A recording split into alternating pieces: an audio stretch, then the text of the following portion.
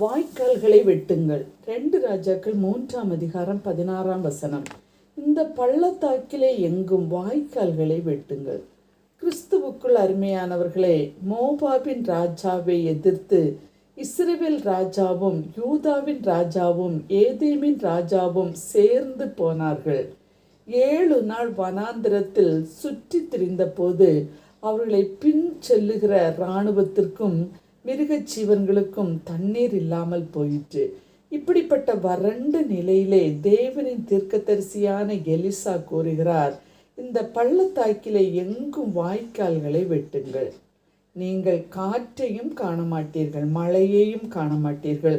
ஆனாலும் நீங்களும் உங்கள் ஆடு மாடுகளும் உங்கள் மிருக ஜீவன்களும் குடிக்கும்படிக்கு இந்த பள்ளத்தாக்கு தண்ணீரால் நிரப்பப்படும் என்று கர்த்தர் சொல்லுகிறார் என்று கூறுகிறார். நாமும் இந்த வனாந்திர வாழ்வில் தோல்விகள், ஏமாற்றங்கள், அங்கலாய்ப்புகள், ஆசீர்வாதத்தின் வாதில்கள் எல்லாம் அடைப்பட்டு போய்விட்டதே, வியாதியின் கொடூரம் என்னை மரித்த நிலைக்கு கொண்டு போகிறதே என்று நம்பிக்கை இல்லாமல், விசுவாசம் இல்லாமல் நிலை குலைந்து காணப்படுகிறீர்களா? உங்கள் அங்கலாய்ப்பை, வெறுமையை, இல்லாய்மையை காணும் நம் தேவன் கூறுகிறார், வாய்க்காலை வெட்டுங்கள், நீரால் நிரப்புவேன் என்கிறார். அவர்கள் மறுநாள் காலமே பலி செலுத்தும் நேரத்தில் தண்ணீர் ஏதோம் தேச வழியாய் வந்ததினால் தேசம் தண்ணீரால் நிரம்பிற்று என்று பார்க்கிறோம். நாமும் நம்முடைய வறண்ட இருளான இந்த சூழ்நிலையிலிருந்து நம்மை உருவாக்கின தேவனுக்கு முன்பதாக தாழ்த்தி அவர் சமூகத்தில் அவர் முகத்தை பார்த்தால் நிச்சயம் கிருபையாகிய ஆசீர்வாதத்தை உண்டு பண்ணுவார்.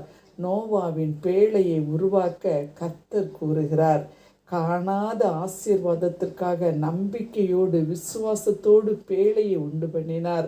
அவரும் அவர் குடும்பமும் பாவ சாப கட்டுகளிலிருந்து காக்கப்பட்டார்கள் என்று பார்க்கிறோம். நாமும் இந்த வனாந்திர வாழ்வில் நம்பிக்கையோடு ஸ்தோத்திர பலிகளை இட்டு கர்த்தரை ஆராதித்து அவர் சமூகத்தில் நம்மை ஒப்பு கொடுக்கும் பொழுது நம்முடைய எல்லா அங்கலாய்ப்பை மாற்றி ஆசீர்வாதத்தை கட்டளையிட அவர் போதுமானவராய் இருக்கிறார். ஆமேன்.